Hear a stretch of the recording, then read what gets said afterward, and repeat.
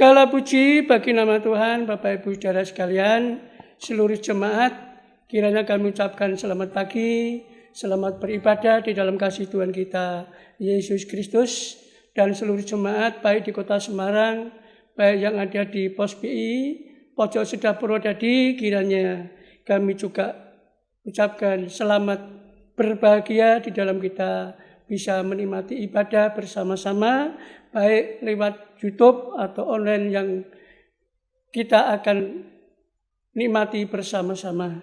Mari kita akan bersama-sama nyanyikan satu pujian, yaitu di dalam buku 100 nyanyian rohani nomor 275. Yesus permata hatiku. Haleluya.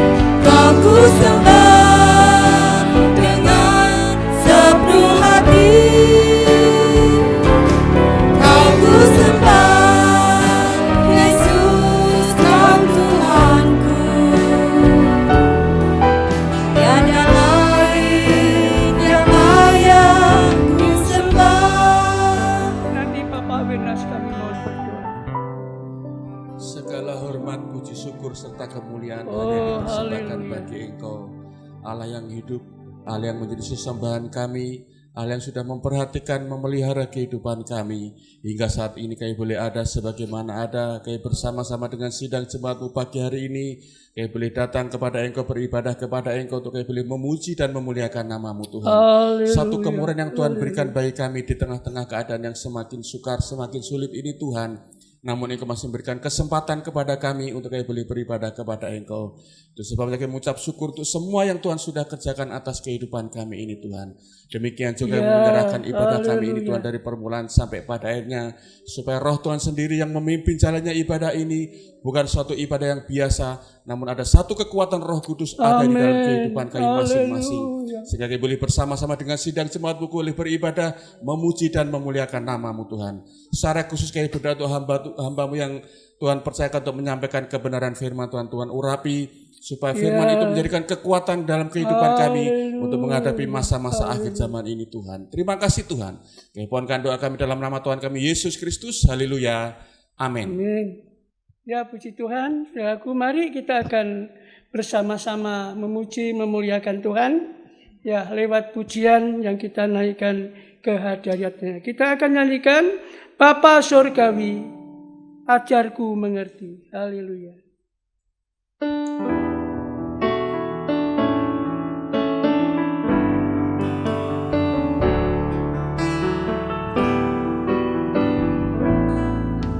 Bapa Surgawi, ajarku mengerti betapa dalamnya kasih-Mu. Bapa Surgawi, buatku mengerti betapa kasih-Mu padaku. Bapa Surgawi, Bapa Surgawi, ajarku mengenal betapa dalamnya kasih-Mu. Bapa Surgawi, buatku mengerti betapa kasih-Mu padaku. Semua yang terjadi di dalam hidupku, ajarku menyadari Kau selalu sertaku. Beri hatiku selalu bersyukur padamu, karena rencana-Mu indah bagi Bapa Surgawi,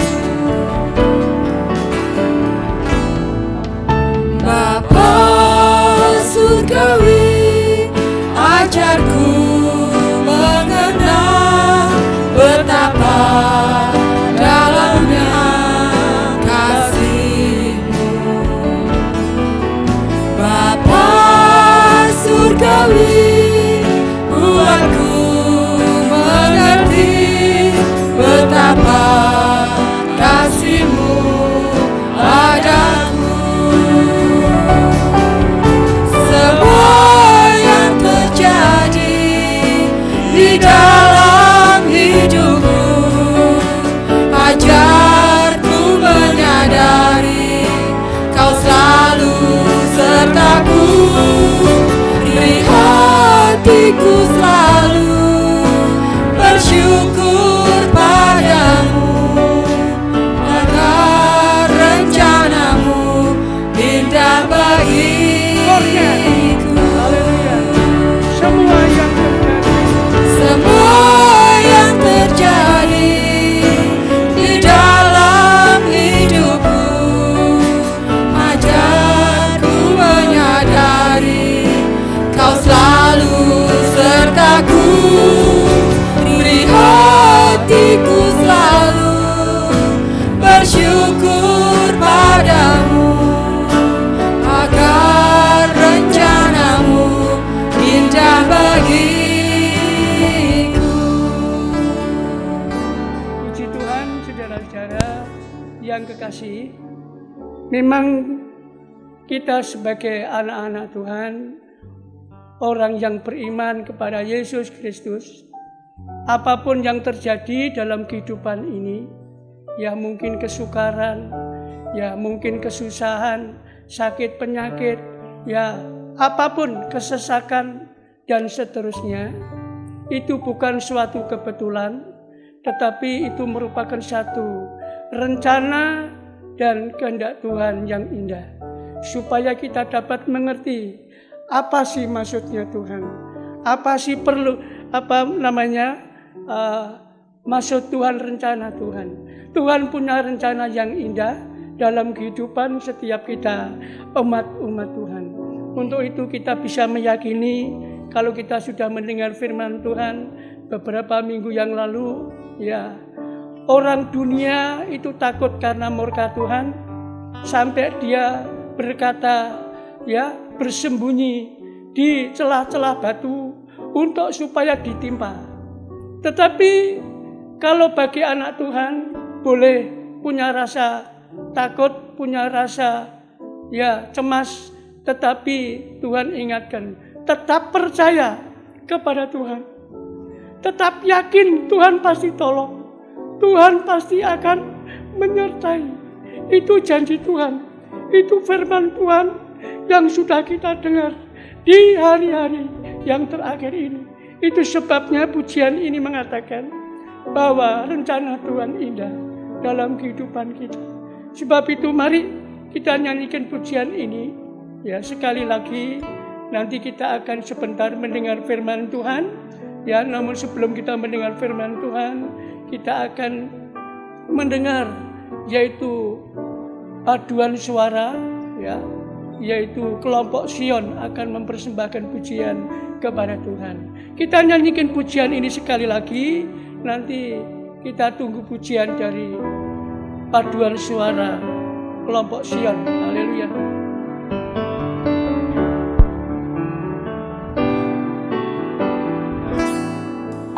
Bapa surgawi, ajarku mengenal betapa dalamnya kasih-Mu.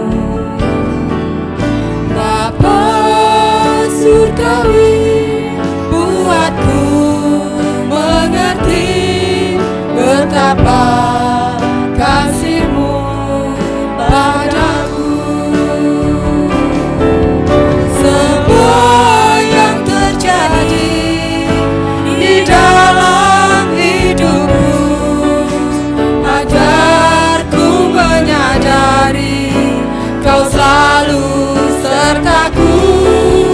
Beri hatiku selalu bersyukur padamu.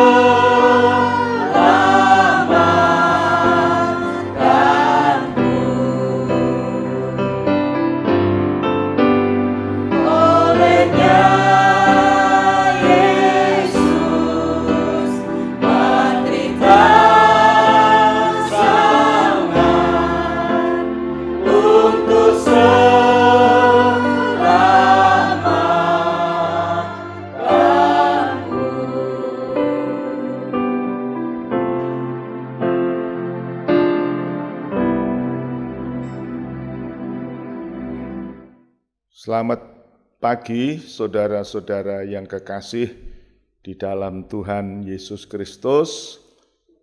Selamat bersekutu, kiranya anugerah, damai sejahtera Allah turun atas saudara-saudara sekalian, dimanapun saudara berada, baik di dalam ruang gereja ini maupun yang di rumah masing-masing, ataupun mungkin saudara dalam perjalanan dan dapat mengikuti siaran ini atau pemberitaan firman lewat online ini. Kiranya Tuhan memberkati saudara dan marilah kita menghargai akan kemurahan Tuhan. Pada hari ini ibadah kita disertai dengan perjamuan kudus.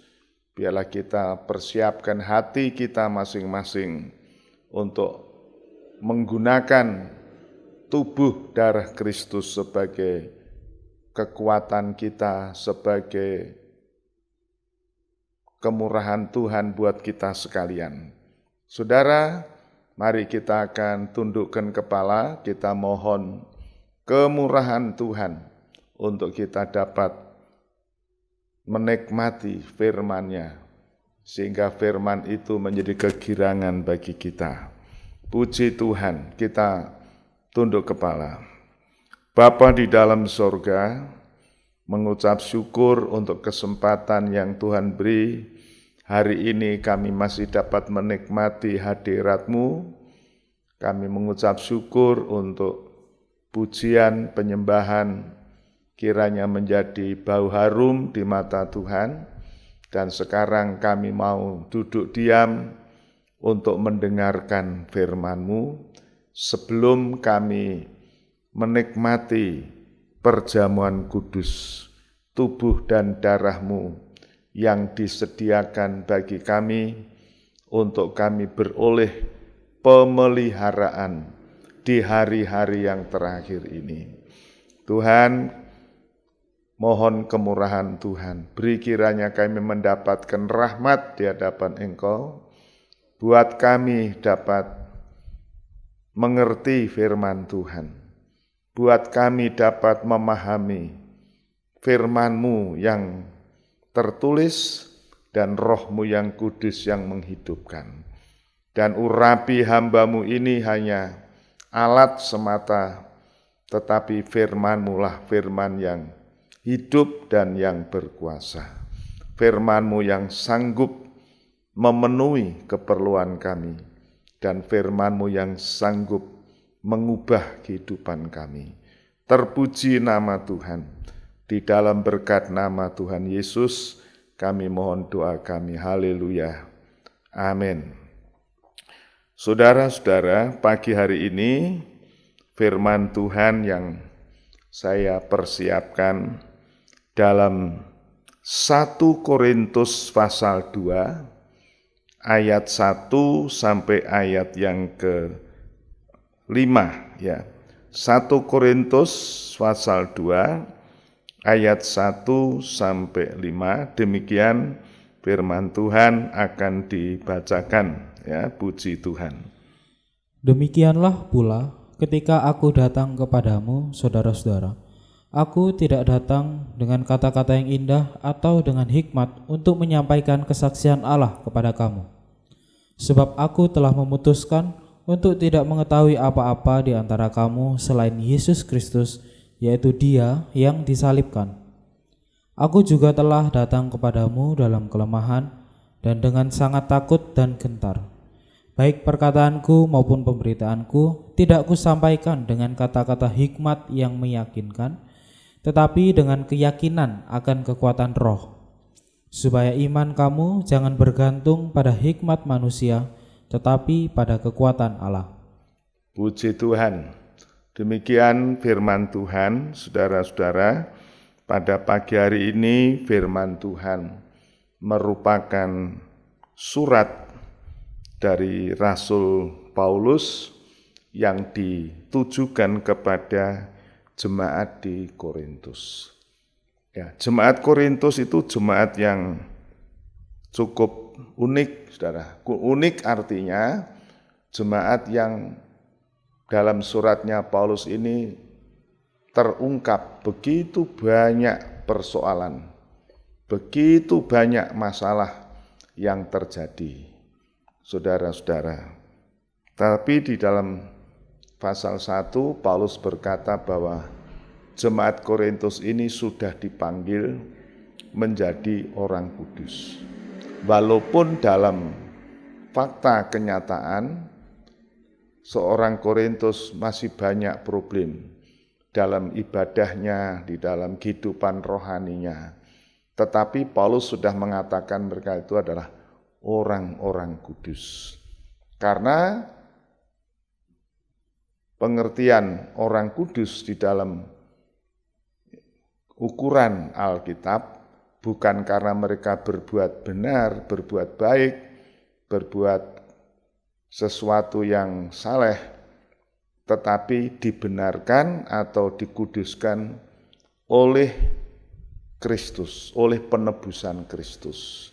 Jadi ini satu penghiburan buat saya dan saudara, sekalipun di dalam kehidupan rohani kita seringkali masih kedapatan begitu banyak cacat celah kekurangan, tetapi oleh korban Kristus kita sudah dikuduskan.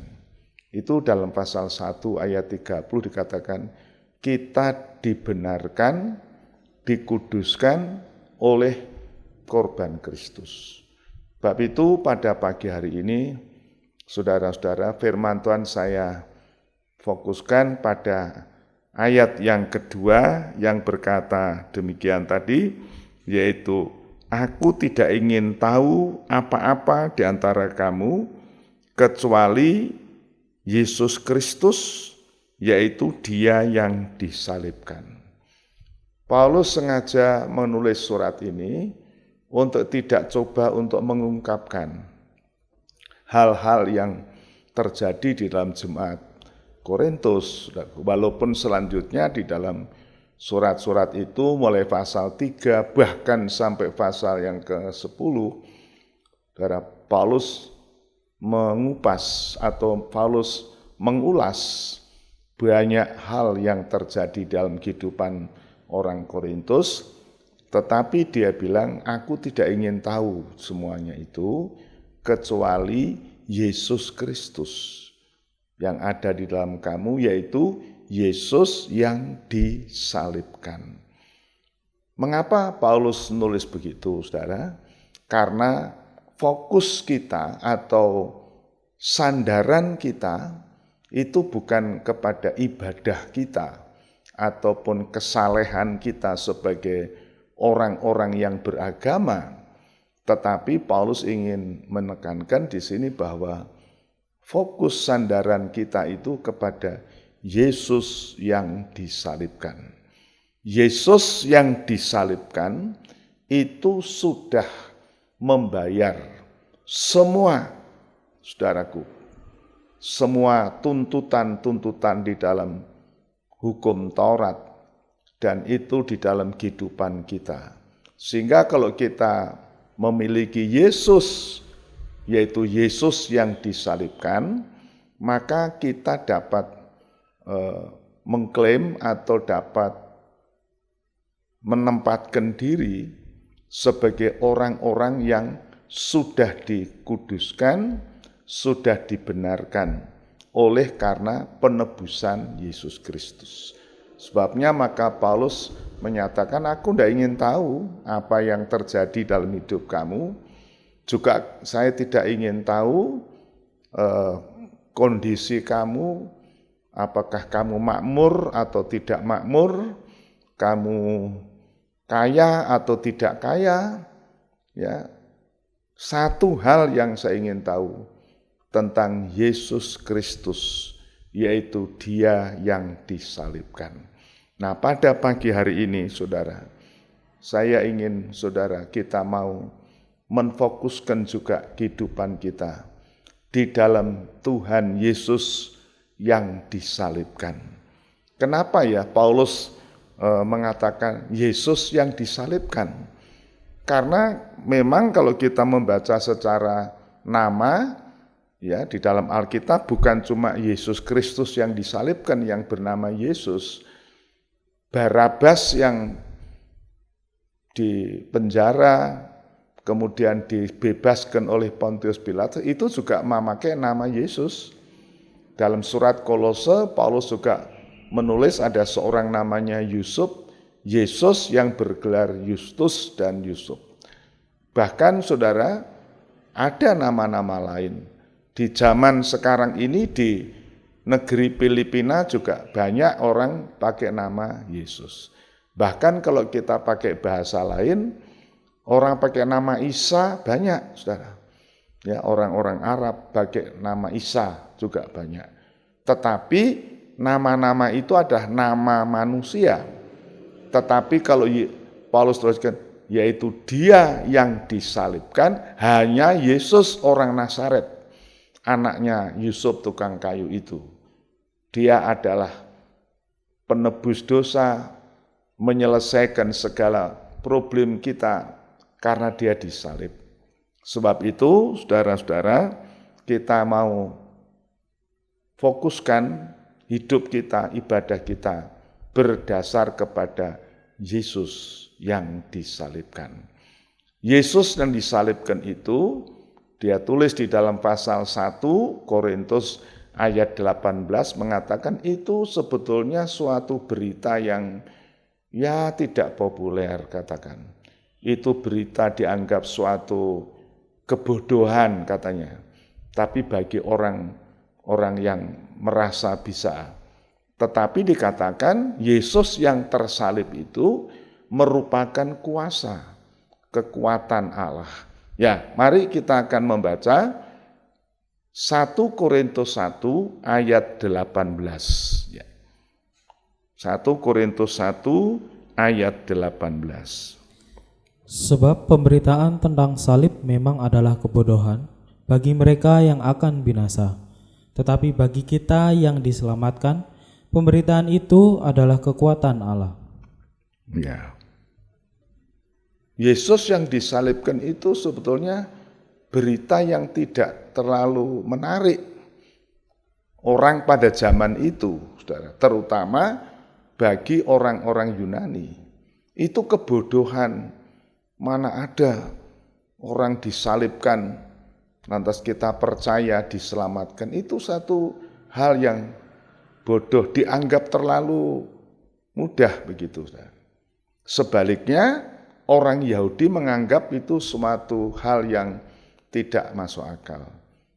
Kalau Yesus itu juru selamat, tentunya Tuhan bisa mengadakan mujizat ya, dan bisa menyelamatkan dia. Ya. Tetapi kok nyatanya dia mati, disalibkan, ya, kemudian dia dibangkitkan, saudara, itu suatu kebodohan. Ya, jadi tetapi Paulus mengatakan Yesus, yaitu Yesus yang disalibkan itu adalah suatu kuasa, kekuatan Allah yang dapat menyelamatkan. Kita baca lebih jauh, saudara, dalam 1 Korintus 2 ini, pasal 2 ya, 1 Korintus pasal 2, kita akan membaca pada ayat yang ke-22 dan sampai 24.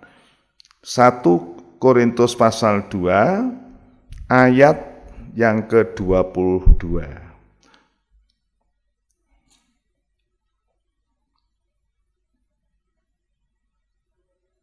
Ya. 1 Korintus 2 ayat 22 sampai 24. Oh, 1 Korintus pasal 1, maafkan ya. 1 Korintus pasal 1 ayat yang ke-22 dan seterusnya. Ayat 21 sampai 24 ya. 1 Korintus pasal 1.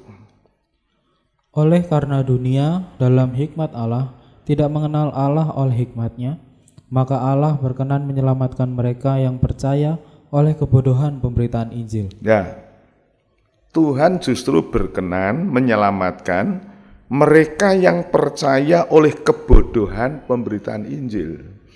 Jadi pemberitaan Injil pada era Paulus, saudaraku, itu dianggap satu kebodohan. Wah, kok begitu, saudaraku ya. Tetapi dikatakan orang yang menganggap itu suatu kebodohan tetapi percaya, justru mereka diselamatkan. Ya, kita terus baca. Orang-orang Yahudi menghendaki tanda dan orang-orang Yunani mencari hikmat. Tetapi kami memberitakan Kristus yang disalibkan. Untuk orang-orang Yahudi suatu batu sandungan, dan untuk orang-orang bukan Yahudi suatu kebodohan. Tetapi untuk mereka yang dipanggil, baik orang Yahudi maupun orang bukan Yahudi, Kristus adalah kekuatan Allah dan hikmat Allah. Ya, saudara-saudara, orang pada zaman era Rasul Paulus itu memang terdiri pada orang Yahudi, orang Yunani. Orang Yahudi adalah orang-orang yang kelompok agama waktu itu yang mengenal Taurat, tahu ibadah, tetapi orang Yunani ini dianggap orang kafir, orang yang tidak mengenal Allah. Nah, tanggapan terhadap pemberitaan Injil, yaitu Yesus yang disalibkan itu, orang Yahudi menganggap itu tidak ada mujizat, tidak ada tanda ajaib. Memang waktu Yesus disalibkan, orang Yahudi menuntut, kalau kamu Mesias, turun dari salib. Artinya Allah kan sanggup menyelamatkan kamu. Kalau tidak, kami tidak percaya. Itu tuntutan orang Yahudi.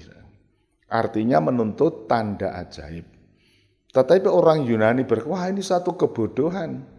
Tidak ada hikmatnya. Nah, buat apa kita percaya? Tapi Paulus berkata, baik orang Yahudi atau orang Yunani atau orang kafir, kalau percaya kepada berita yang dianggap kebodohan itu, ini kekuatan hikmat Allah yang bisa menyelamatkan. Saudara, apakah kira-kira ini relevan dengan zaman ini? Saudara, saya katakan masih relevan. Orang zaman ini sebetulnya menuntut tanda ajaib. Bab itu kan ada gereja, saudaraku, ada katakanlah aliran begitu yang mementingkan tanda ajaib. Supaya mereka percaya Injil, percaya Yesus, harus ada tanda ajaib. Ya, misalnya orang mati dibangkitkan atau orang sakit parah sembuh, mujizat terjadi. Dan ada gereja mengatakan rumah mujizat, saudaraku. Ini artinya apa? Artinya orang zaman ini juga menuntut tanda ajaib, mujizat. Tetapi juga sebaliknya, orang zaman ini juga orang yang mementingkan pengetahuan, hikmat. Apalagi di zaman modern ini, di zaman milenial ini, di mana teknologi didewa-dewakan atau didambakan.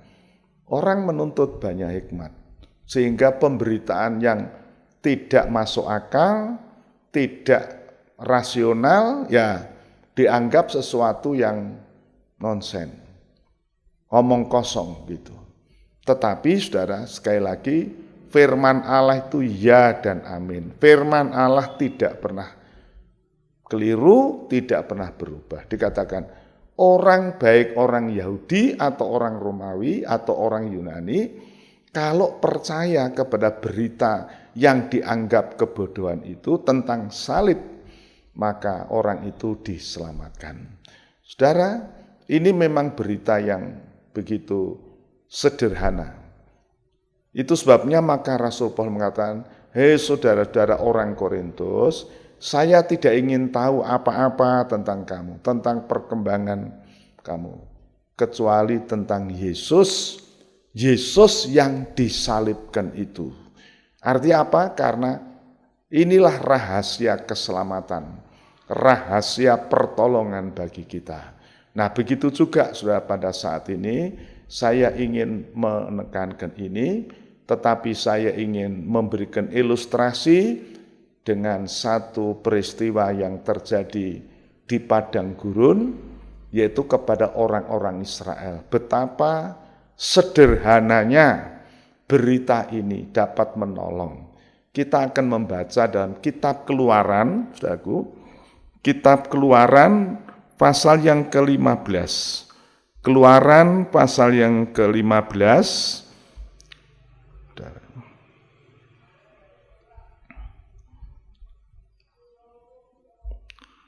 Keluaran pasal yang ke-15, saudaraku.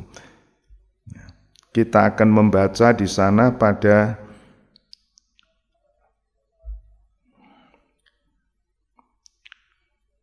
ayat pertama, saudara, ya. Keluaran pasal 15 ayat yang pertama. Pada waktu itu Musa bersama-sama dengan orang Israel menyanyikan nyanyian ini bagi Tuhan yang berbunyi, "Baiklah aku menyanyi bagi Tuhan, sebab ia tinggi luhur, kuda dan penunggangnya dilemparkannya ke dalam laut." Teruskan. Tuhan itu kekuatanku dan mazmurku, ia telah menjadi keselamatanku. Ia Allahku, kupuji dia, ia Allah Bapakku, kuluhurkan dia. Tuhan itu pahlawan perang, Tuhan itulah namanya. Teruskan. Kereta Fir'aun dan pasukannya dibuangnya ke dalam laut. Para perwiranya yang pilihan dibenamkan ke dalam laut teberau. Samudra raya menutupi mereka. Ke air yang dalam mereka tenggelam seperti batu. Tangan kananmu Tuhan, mulai karena kekuasaanmu, tangan kananmu Tuhan menghancurkan musuh. Loncat ayat 21. Dan menyanyilah Miriam memimpin mereka. Menyanyilah bagi Tuhan sebab ia tinggi luhur. Kuda dan penunggangnya dilemparkannya ke dalam laut. Ya, ini nyanyian kemenangan, saudaraku.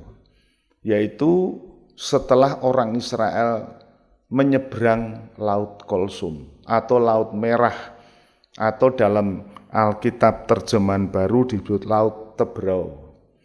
Waktu itu saudara pasti ingat cerita ini karena ini juga cerita yang populer, bagaimana umat Israel yang jumlahnya kurang lebih 600.000 jiwa laki-laki itu ya dikejar oleh tentara Mesir dan mereka tidak bisa mengelak karena kanan kirinya padang gurun atau mungkin juga bukit terjal, di depannya laut menggelora dan mereka hanya tinggal menunggu mati dikuburkan di padang gurun. Tetapi Tuhan membuat suatu keajaiban, yaitu Laut Kolsum itu dibelah dan mereka bisa berjalan di tengah laut.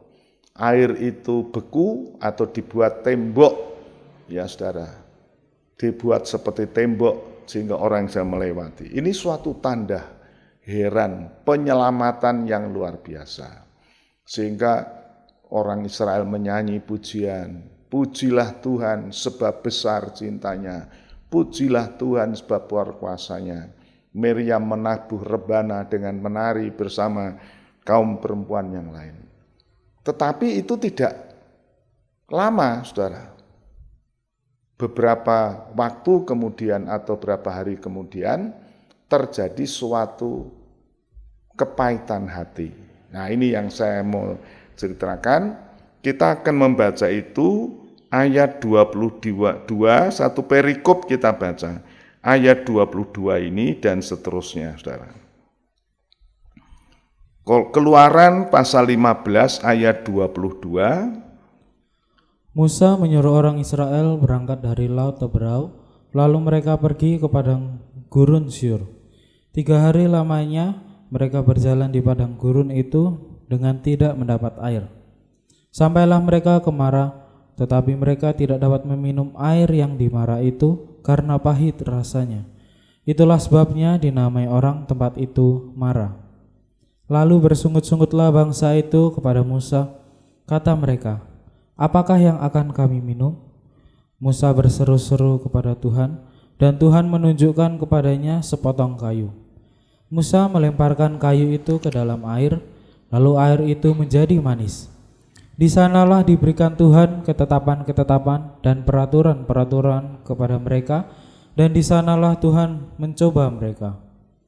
Firman-Nya, jika kamu sungguh-sungguh mendengarkan suara Tuhan Allahmu dan melakukan apa yang benar di matanya, dan memasang telingamu kepada perintah-perintahnya, dan tetap mengikuti segala ketetapannya, maka aku tidak akan menimpakan kepadamu penyakit manapun yang telah kutimpakan kepada orang Mesir, sebab aku, Tuhanlah yang menyembuhkan engkau. Sampai situ. Saudara, ini cerita juga cerita yang sederhana. Dan kalau kita coba analisis secara ilmiah, juga suatu kebodohan. Jadi setelah orang Israel keluar dari Laut Kolsum, mereka mengucap syukur, menyanyi karena melihat tanda ajaib itu, tetapi rupanya mereka tidak bisa memahami tanda itu. Waktu mereka haus, kekurangan air, segera mereka bersungut-sungut dan marah, mengomel kepada Musa. Nah, waktu itu saudara dikatakan mereka sampai ke satu tempat yang namanya Mara. Dinamakan Mara karena air di situ pahit. Artinya air situ tidak bisa diminum. Waktu diminum mereka pahit atau katakan mungkin beracun atau mematikan, sehingga mereka tambah bersungut-sungut. Tetapi pada waktu itu Musa berseru, berdoa kepada Tuhan, dan Tuhan menunjukkan, dikatakan ada sebuah sepotong kayu. Nah, Musa dipimpin oleh Roh membuang kayu itu di air Mara itu. Heran, ajaib, firman Tuhan mengatakan air yang pahit itu bisa menjadi manis dan tentunya mereka bisa minum, tertolong, saudara. Nah, pada waktu itu Tuhan memberikan pengaturan atau peraturan, kalau kamu menurut firman, mentaati firman, maka segala sakit penyakit yang pernah terjadi di Mesir, bala sampar, air menjadi darah, katak naik ke daratan, nyamuk, lalat pikat, bala sampar, seterusnya, saudara. Ada mungkin 9-10 macam bala yang ditimpakan. Itu tidak akan menimpa kamu. Itu firman Tuhan. Aku ini Tuhan penyembuhmu. Dalam bahasa lain disebutkan aku ini Yehova Rafa. Saudara, di sini kita melihat satu kesederhanaan atau kebodohan, saudaraku. Bagaimana menetralisir air di Mara itu hanya membuang sepotong kayu sehingga air itu menjadi manis. Saudara, puji Tuhan. Air yang pahit ini menyebabkan orang Israel bersungut-sungut. Tapi saya membaca literatur juga firman Tuhan, saudara, bahwa hati yang ditandai dengan kepahitan itu bisa menyebabkan penderitaan, saudara. Juga sakit penyakit, baik itu kanker, lain-lain, saudara-saudara. Ya, hati yang pahit menyebabkan orang menderita sakit penyakit, bahkan hati ini penuh dengan pemberontakan kepada Tuhan. Sebab itu, saudara-saudara, perlu hati yang mengalami kepahitan ini dinetralisir, diubahkan. Dengan apa? Dengan kayu sepotong, saudara. Ya, kayu sepotong. Jadi kita melihat di sini, sepotong kayu itu menunjuk kepada sepotong kayu yang kasar, salib Kristus, yang bagi semua orang itu kebodohan. tetapi bagi yang percaya, itulah suatu keselamatan bagi orang yang mau menerimanya. Saudara-saudara, kalau kita mengalami kepahitan hati, itu sumber penderitaan. Itu sumber sengsara di dalam dunia ini. Kepahitan hati menyebabkan orang dendam, orang menyimpan kesalahan, orang tidak bisa memaafkan, tidak bisa mengampuni, ada kebencian, dan itu membuat penderitaan. Dan salah satunya itu adalah kanker. Penyakit kanker itu karena hati ditandai dengan kepahitan. Kalau kita mau sembuh, kepahitan itu harus dihilangkan. Kita bisa mengampuni, bisa melupakan kesalahan orang, kita tidak dendam, tidak ada kepahitan hati, dan itu hanya mungkin oleh kuasa sepotong kayu, yaitu salib Kristus. Karena apa? Di salib Kristus itu pengampunan terjadi, saudara. Ya, Tuhan Yesus menanggung sengsara, menanggung penderitaan, kepalanya memakai mahkota duri, tangannya dipaku, lambungnya ditusuk, badannya hancur lebur. Saudara-saudara, tetapi waktu disalib, dia berseru, "Ya Bapa, ampunilah mereka, karena mereka tidak tahu apa yang diperbuatnya." Ini ada pengampunan dilemparkan. Dan waktu itu ada seorang pemberontak, penyamun yang jahat mendengar perkataan ini. Wah, dia punya hati dihancurkan. Sehingga waktu dia mendengar temannya menghujat, temannya berkata, "Loh, kamu kan Kristus, selamatkan dirimu dan kamilah juga. Kalau memang engkau Kristus." Ini salah satu penyamun di sebelah Yesus. Tetapi yang di sebelahnya dia berkata, "Loh, kamu itu disalibkan bersama-sama kita. Kamu tidak takutkah kepada Allah dan kepada manusia? Kita ini memang dihukum setimpal dengan pelanggaran kita, kesalahan kita. Tetapi ini orang tidak, saudaraku. Karena apa? Dia mendengar Tuhan mengampuni orang-orang yang bersalah.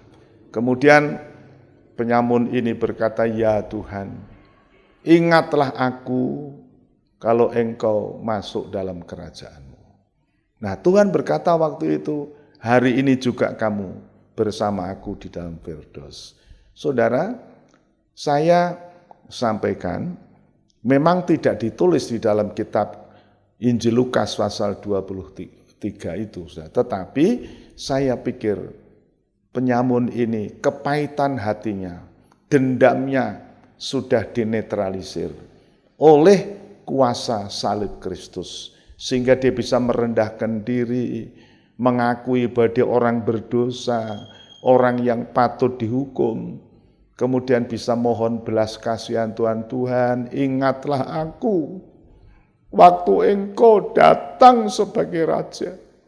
Dan saudara, hatinya dimurnikan. Saudara, ini sepotong kayu, artinya pengampunan terbit dari sana. Nah, saudara, kalau saudara ingin hatimu disucikan dari segala kepahitan itu seperti air di mara itu, biarlah sepotong kayu ini dilemparkan dalam hidup saudara. Saudara pasti mendapat pengampunan. Dan kalau saudara diampuni, saudara bisa mengampuni. Saudara, firman Tuhan berkata, air itu berubah menjadi manis. Saudara, saat ini banyak orang dalam kepahitan hati, kecewa dengan peristiwa-peristiwa yang terjadi. Mungkin kecewa dengan majikannya yang mem-PHK-kan, kecewa dengan pemerintah karena seolah-olah tidak bisa mengatasi persoalan, kecewa dengan orang di sekitarnya, ada kepahitan hati. Saudara-saudara, saudara tahu kalau ada kepahitan hati itu sama dengan air di mara, tidak bisa diminum, tidak bisa konsumsi, saudara. Sebab itu Rasul Paulus tulis di dalam Ibrani pasal 12, jaga hatimu supaya jangan sampai kita menjauhkan diri dari anugerah Allah. Jangan sampai akar pahit tumbuh di dalam hatimu. Itu menimbulkan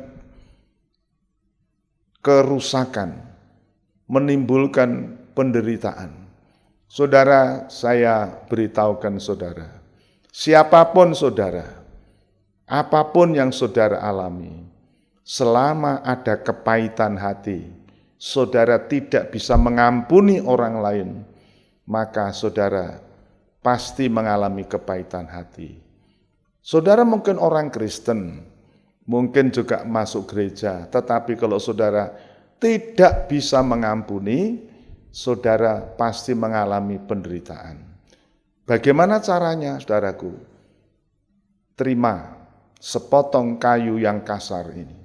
Itulah salib Kristus mengerjakan hidup saudara. Saudara bisa mengampuni, saudara diampuni, hatimu dimurnikan, sehingga saudara bisa mengalami suatu kesembuhan. Tuhan menampilkan diri, akulah Tuhan penyembuhmu, Yehova Rafa. Saudara, puji Tuhan, firman Tuhan pada siang hari ini sederhana, saudara. Begitu sederhana, sehingga seringkali dianggap kebodohan bagi mereka yang merasa intelek, merasa berpendidikan. Tetapi ini justru kebodohan. Kalau kita menerima, bayangkan sepotong kayu dilempar, saudara, itu suatu hal yang, tetapi puji Tuhan, yang percaya, yang menerima, mendapatkan kemurahan Tuhan. Kepahitan itu diubah menjadi manis. Bukan situ saja, dalam Keluaran 15 tadi, ayat 22, disambung ayat berikutnya. Selanjutnya orang Israel menerima suatu tempat yang namanya Elim. Ya. Keluaran 22, ayat yang ke-23 berikutnya. Ayat yang ke-27.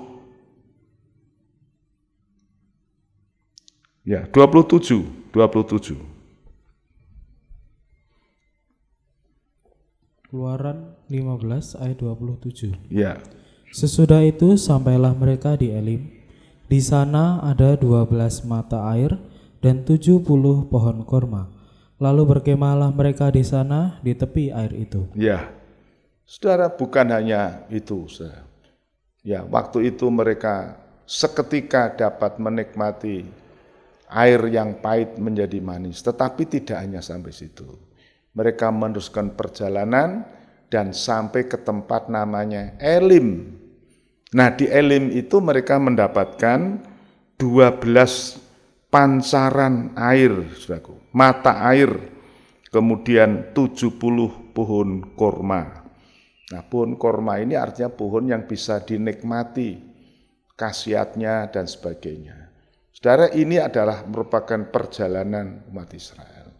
Kalau saudara, kepahitan hati saudara sudah lewat, diampuni, dihapus oleh kuat kuasa salib ini, maka saudara menikmati segalanya. Air yang memancar ada 12, padahal umat Israel 12 suku, artinya 12 suku itu mendapat bagian masing-masing. 70 batang atau 70 pohon korma, itu dibayangkan kehidupan yang melimpah. Saudara, sungguh kalau kita percaya kepada Yesus yang disalib itu, saudara, kita mendapatkan semuanya. Terutama kepahitan hati kita dapat diubah. Ya, kepahitan hati itu menyebabkan penderitaan, sengsara, sakit, penyakit. Percaya kepada firman Tuhan, saudaraku. Kalau saudara bisa menikmati pengampunan, kepahitan hati itu dapat dinetralisir oleh salib pengampunan Tuhan Yesus, maka saudara akan menikmati berkat yang limpah. Bayangkan bagaikan 12 mata air dan 70 kurma. Sungguh, saudara, Paulus berkata, aku tidak ingin tahu apa-apa tentang kamu, ya, tetapi aku mau tahu apakah Yesus orang Nazaret, Yesus yang disalibkan itu ada pada kamu. Selanjutnya berkata, supaya apa? Supaya iman kamu tidak tergantung kepada hikmat manusia, tetapi kepada kekuatan Allah. Kekuatan Allah itu Yesus yang disalibkan, saudara. Maka dia bilang, aku tidak menguraikan firman secara ilmiah dengan kata-kata hikmat yang meyakinkan, tetapi bersandar kepada kekuatan Allah. Kekuatan Allah apa? Salib. Salib. Begitu juga siang hari ini, saudaraku. Mungkin khotbah saya begitu simple, eenvoudig, orang Belanda bilang, terlalu sederhana. Tetapi ini adalah berita yang lama dan berita yang itu juga. Yesus yang disalibkan merupakan sumber kebahagiaan kita. Kalau kita menerima, kalau kita menolak, kita binasa. Tetapi kalau menerima, kita diselamatkan. Saudara, saya akan mengakhiri firman Tuhan ini dengan satu pujian yang cukup lama, yang sering kita nyanyikan. Yesus segalanya, Dia segalanya bagiku. Dia telah berkorban untuk kita. Kalau kita menerima Dia, kita akan menerima segalanya. Oh puji Tuhan, dan kita akan mempersiapkan diri untuk menerima perjamuan kudus, yaitu tubuh dan darah Kristus. Dan di sini kita melihat salib Kristus diberitakan. Haleluya.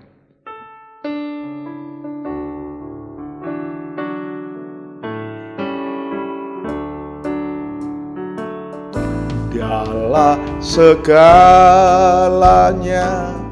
Dia bagiku. Dialah segalanya, besar kecil. Dia korbankan dirinya, selamatkanku. Dialah segalanya, Dia bagiku. Dialah segalanya, Dia bagiku. Dialah segalanya, besar kecil. Dia korbankan dirinya, selamatkanku. Dialah segalanya, Dia bagiku. Seperti air madu dari batu karang, dicicip air anggur yang manis. Oh lihatlah, Tuhan Yesus baik, dicicip air madu yang manis. Saudara, Paulus memberitakan firman Injil keselamatan, yaitu di dalam salib. Berita tentang salib, Yesus yang disalibkan itu adalah suatu kebodohan bagi dunia ini. Tetapi kalau saudara mau percaya, itu berita yang dapat menyelamatkan. Seperti sepotong kayu, saudara. Itu satu kebodohan. Tetapi coba, sepotong kayu dilempar ke air yang pahit, diubah menjadi manis. Hati yang penuh kepahitan, akar-akar kepahitan, kebencian, dendam, tidak mau mengampuni. Kalau dia datang kepada salib, salib mengubahkan. Salib bisa membuat hidup ini dari pahit menjadi manis. Dialah segalanya, Dia bagiku. Dialah segalanya, besar kecil. Dia korbankan dirinya, selamatkanku. Yesus segalanya, Dia bagiku. Seperti air madu dari batu karang, dicicip air madu yang manis. Oh, lihatlah, Tuhan Yesus baik, dicicip air madu yang manis. Seperti air madu dari batu karang, dicicip air madu yang manis.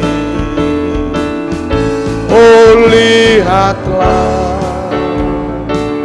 Tuhan Yesus baik, dicicip air madu yang manis. Saudara, kalau saudara mungkin pada saat ini ada semacam kepahitan hati, entah kepada siapa saudara, karena dengan kesukaran yang muncul itu bisa membuat orang mempunyai kepahitan hati. Dia bisa menyalahkan orang lain, mungkin menyalahkan majikan, mungkin menyalahkan orang tua, mungkin menyalahkan bahkan pendeta, mungkin juga menyalahkan pemerintah. Serba salah. Sebab itu hanya Yesus yang dapat mengatasi masalah saudara. Pada pagi hari ini, kalau saudara ada kepahitan hati, ada marah dalam hidup saudara, terimalah Yesus. Yesus yang mana? Yang disalibkan. Berita tentang salib itu kebodohan bagi orang dunia, tetapi keselamatan bagi saudara. Mari kita mau berdiri bersama-sama. Kita persiapkan diri untuk menyambut Yesus yang disalibkan, yang tubuhnya dipecah-pecahkan bagaikan roti yang dipecahkan. Darahnya tercurah bagaikan anggur yang tercurah.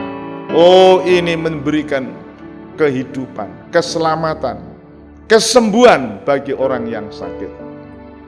Seperti air madu dari batu karang, dicicip air madu yang manis.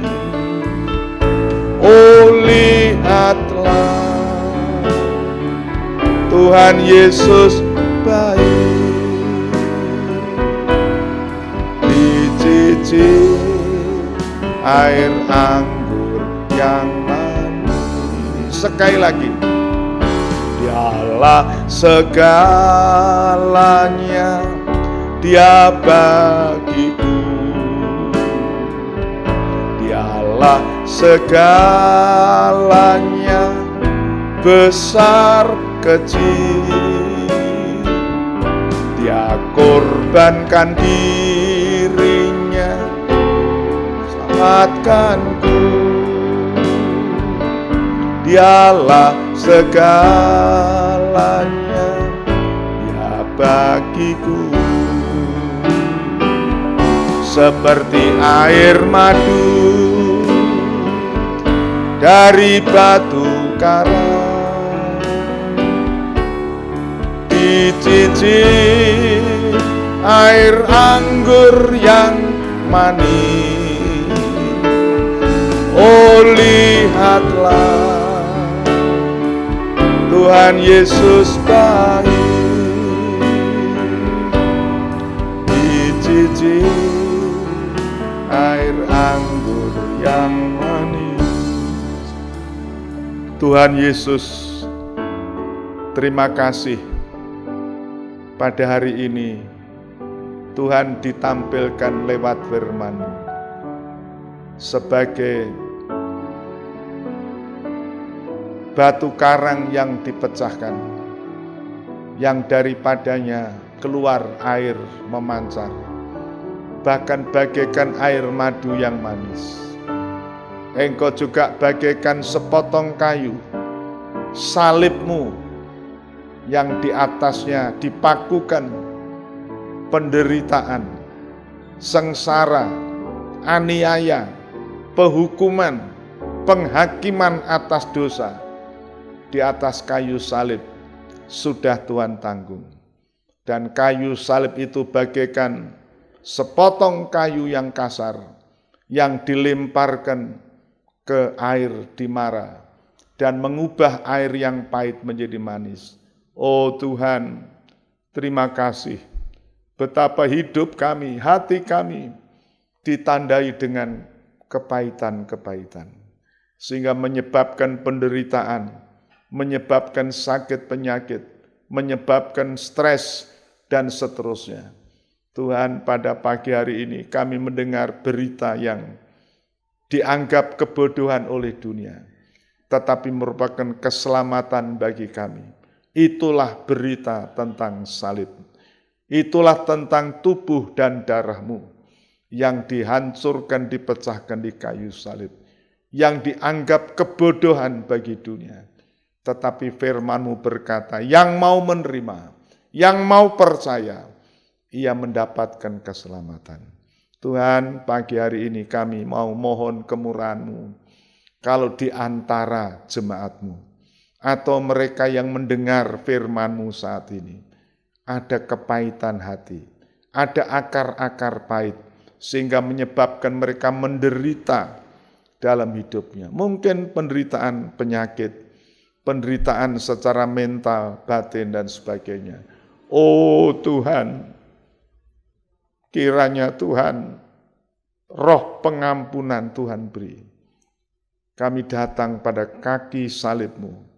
Biarlah Tuhan Engkau mencabut akar-akar kepahitan. Tuhan berikan roh pengampunan dan Engkau memberikan kesembuhan. Engkau menyatakan diri sebagai Tuhan penyembuh Israel. Yehova Rafa. Engkau berjanji segala macam penyakit tulah di Mesir Tuhan tolak. Demikian juga Tuhan saat ini, di saat pandemik COVID-19 ini, satu virus penyakit yang begitu membinasakan. Kami berdoa Tuhan, kiranya kuat kuasa salib-Mu mengisi kehidupan kami. Tuhan menjadi Yehova Rafa dalam kehidupan kami. Dan ajar kami untuk hidup dengan percaya kepada Engkau. Engkau sudah menyelesaikan di atas kayu salib. Kami hanya berlindung di bawah naung sayap-Mu. Bapa, terima kasih, berkati perjamuan kudus pada siang hari ini. Tidak hanya sekedar sebagai sakramen, tidak sekedar ritual yang membosankan, tetapi inilah kebutuhan kami, kebutuhan jemaat-Mu. Berkati Tuhan. Firman-Mu berkata, roti yang kami berkati adalah persekutuan di dalam tubuh-Mu yang dihancurkan. Cawan yang kami berkati adalah persekutuan oleh darah Yesus. Itulah perjanjian baru yang dimeteraikan oleh darah-Mu. Sebab itu Tuhan berkati seberapa banyak anak-anak-Mu yang menerima. Tuhan, Engkau sucikan kehidupan mereka. Akar-akar kepahitan dosa Tuhan hancurkan. Dan yang sakit pada saat ini, dalam nama Tuhan Yesus, ada kesembuhan, ada pengampunan. Tuhan, terima kasih. Segala puji bagi nama Tuhan. di dalam nama Tuhan Yesus Kristus. Haleluya. Amin. Saudara, sementara pujian ini akan dinyanyikan atau saya nyanyikan, saudara menyiapkan diri di rumah masing-masing dengan perjamuan kudus, baik roti ataupun apapun, saudara, tidak menjadi masalah, tetapi itu kita imani sebagai tubuh Kristus yang dipecah-pecahkan bagi kita, dan cawan yang kita minum sebagai korban Kristus, darah perjanjian baru yang membawa pengampunan bagi kita. Kita akan sama-sama mempersiapkan diri. Dialah segalanya, Dia bagiku. Dialah segalanya, besar kecil. Korbankan dirinya, selamatkanku. Dialah segalanya, Dia bagiku. Seperti air madu dari batu karang, dicicil air anggur yang manis.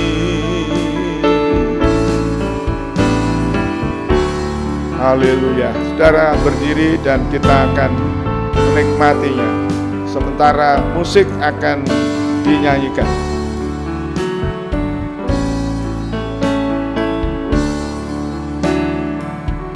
Seperti air madu dari batu karang,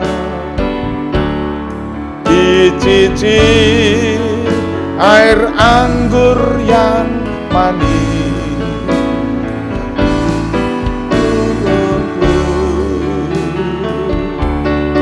Terus bagi dicicil air anggur yang manis. Mari saudara yang sudah siap, kita mau angkat tubuh Kristus dan dengarkanlah firman Tuhan berikut. Demikian firman Tuhan. Bukankah roti yang kita pecah-pecahkan adalah persekutuan dengan tubuh Kristus? Haleluya. Karena apa yang telah kuteruskan kepadamu, telah aku terima dari Tuhan, yaitu bahwa pada malam Tuhan Yesus diserahkan, Dia mengambil roti, Dia mengucap syukur atasnya, dipecah-pecahkannya, dan berkata, inilah tubuhku yang diserahkan bagi kamu. Perbuatlah ini menjadi peringatan akan daku. Dalam nama Tuhan Yesus.